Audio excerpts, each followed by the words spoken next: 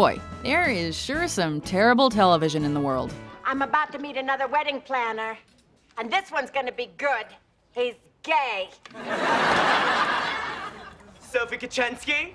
Yes! God! Welcome to WatchMojo.com, and today we're counting down our picks for the top 10 worst shows. This is me, Nicole Bradford. Cute, huh? This is my dad, and this is my dad. How'd I get two dads? They inherited me. Congratulations! For this list, we'll be scouring TV's lengthy history in search of the programs that are universally viewed as lacking in quality. However, we're leaving out reality shows such as Jersey Shore. Get your ugly ass out of my face. And we're choosing those series you're surprised made it past the pilot and lasted longer than you would have expected. You are so you're being such a brat just because I don't give anyone credit. I worked there for 7 years, Rob. I got it every day. I would have done it. That means we're excluding series like the Charlie's Angels reboot. We were hoping you would drop in on the celebration, Charlie. Not today, Angels. Heil Honey, I'm Home, You must be real mad at me, honey.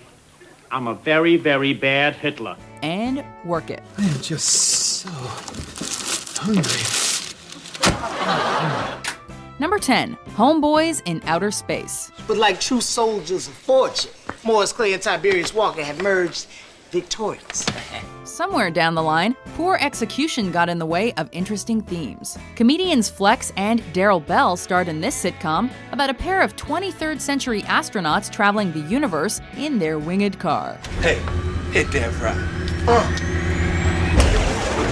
Seemingly intended as a parody or homage to earlier science fiction shows, Homeboys in Outer Space was hit with low ratings and criticism of its quality, even being protested by the NAACP. I will rock your universe. Roles performed by the likes of James Doohan and cameos by George Takei couldn't help this short-lived program. There's no such thing as Galendium, but there is such a thing as jacking your shit. Number 9, Manimal.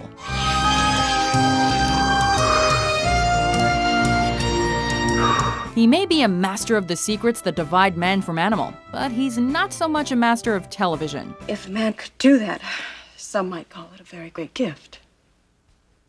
Or a cuss. Manimal, which aired on NBC, briefly chronicled the adventures of Dr. Jonathan Chase, a wealthy young man with the power to shapeshift into any animal. Chase used this power to fight crime, working with Detective Brooke McKenzie to solve a number of cases. As soon as I get down from here, you're all dead! Where are you hiding Jack Slocum? I'll hang you to lie rot before I tell you where he is. Though it certainly had a unique premise and special effects work by Stan Winston, the show struggled in its viewership and came to a close by its 8th episode. Number 8, Baywatch Nights. Damn, we're good. When something becomes popular, naturally there must be a spin-off for it. At least we imagine that's the thinking behind Baywatch Nights, an offshoot of the show Baywatch. David Hasselhoff and Gregory Allen Williams reprised their roles as Mitch Buchanan When someone yells help, I jump in with both feet. and Garner Ellerby, respectively, How does this devil phone work? with the duo operating as private detectives. Mitch, what the hell's going on, man? What the hell is going on? All well and good, except the show suddenly shifted from detective stories to science fiction for season 2, a change intended to boost struggling ratings.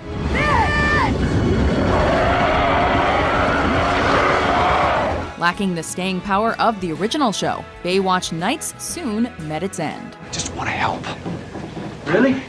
Yeah. Then help yourself. Number 7, The High Fructose Adventures of Annoying Orange. He's orange! Annoying orange! He's orange! It might be telling that the lead character has the word annoying in its name. I have to tell her how I feel, can't take it anymore.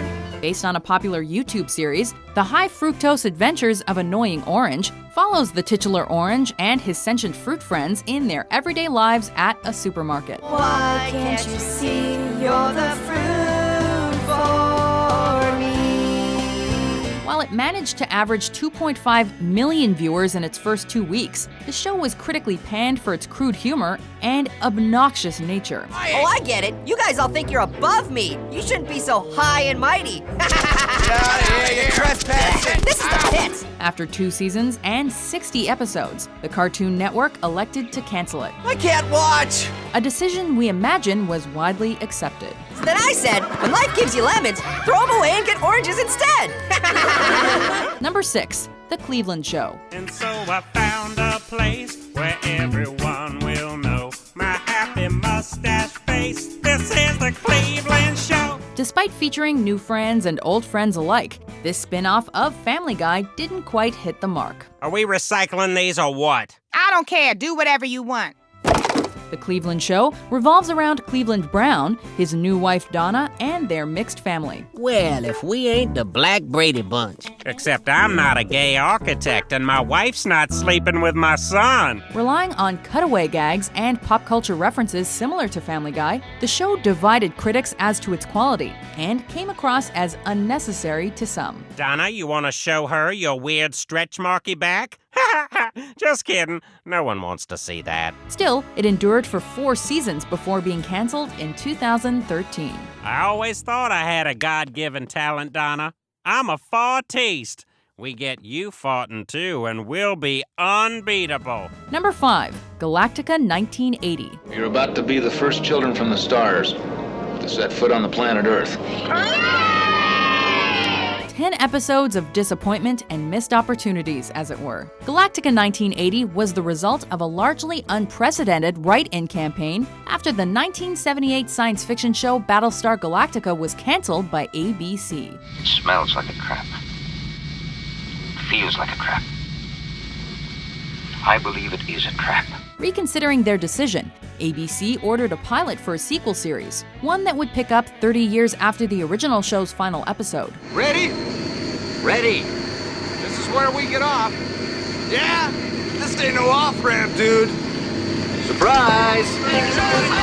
Unfortunately, what came to small screens was less than stellar. Galactica 1980 was largely set on Earth in the 1980s. Much of the original cast was absent, and a planned focus on time travel was scrapped after the pilot. Truly a shame. I am disappointed. Number 4, Ninja Turtles: The Next Mutation.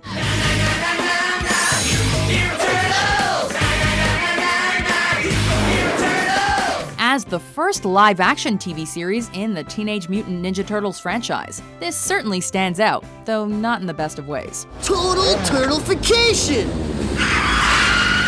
Yeah, it's screen time! Okay, turtles, show's up. The Next Mutation was built on an interesting premise. The 4 turtles are joined by a mystical female turtle, Venus de Milo, in their quest to battle warriors known as the Rank. Not everything is science, Donatello. You need to open up that digital brain of yours to the supernatural. However, the show soon fell victim to backlash and criticism, with fans of the franchise feeling classic characters were being disregarded. And there is a new way. Our way. The way of the turtle. Green time! It also didn't help that the price per episode was so high, given the use of animatronics for many characters. Hey, lame brains! You know those pretty little bug brooches you're wearing? Psych! They're total baloney! Number 3, The Amazing Spider-Man.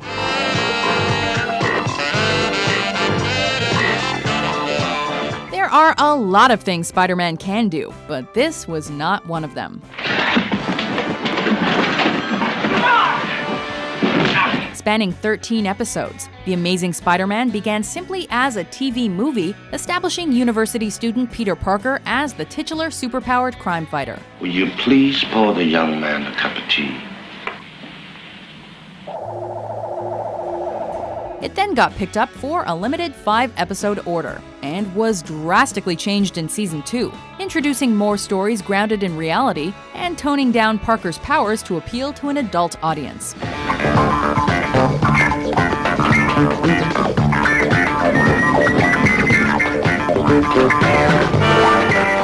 We We can't honestly say it worked, however, especially given that the show was canceled soon after the second season ended.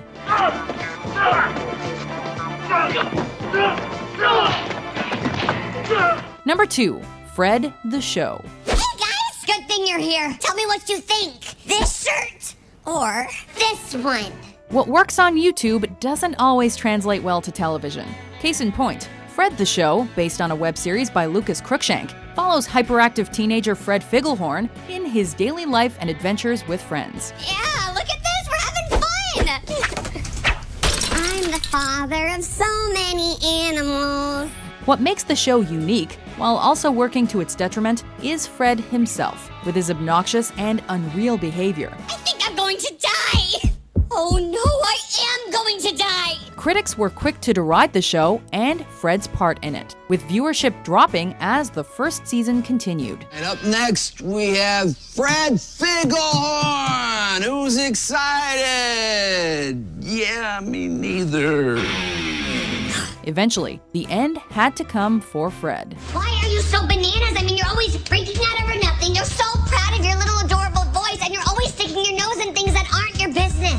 Before we unveil our number 1 pick, here are a few honorable, or in this case, dishonorable mentions. R. Kelly, get out of the closet. We're going out. I thought you had to work on your dissertation. Forget it. I'm out of the zone. Plus, Wikipedia's under construction.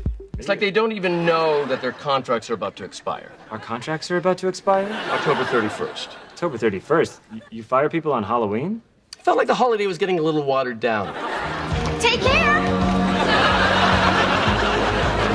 I want my tapes back!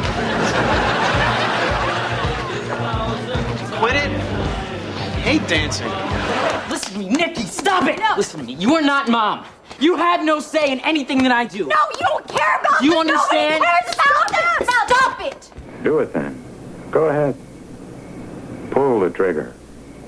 That's all you can do, isn't it? Give orders to kill. Number 1. My Mother the Car. A 1928 Ford, that's my mother, dear. She helps me through everything I do, and I'm so glad she's here.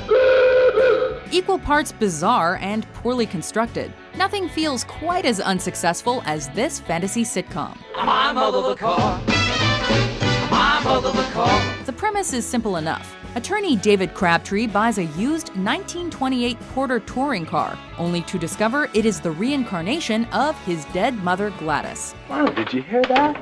Me on Coast to Coast TV. How about that? Davy, you better get me to Doc Benson's garage right away. From there, it's a series of misadventures where Crabtree guards his mother car from the persistent collector Captain Manzini. I must have this car, and I will have it, Crabmeat. And that's Crabtree. Whatever.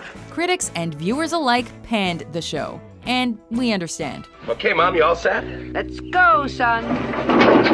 The series' entire concept comes across as alienating and more than a little illogical. Davy, you all right? I think you stopped a little bit short of the mark, Mom. Do you agree with our list? The junk is gunk. What's your least favorite show? Gesundheit. Thank you. For more analytical top 10s published every day, be sure to subscribe to WatchMojo.com. Whatever. Whoa, whoa, whoa, whoa!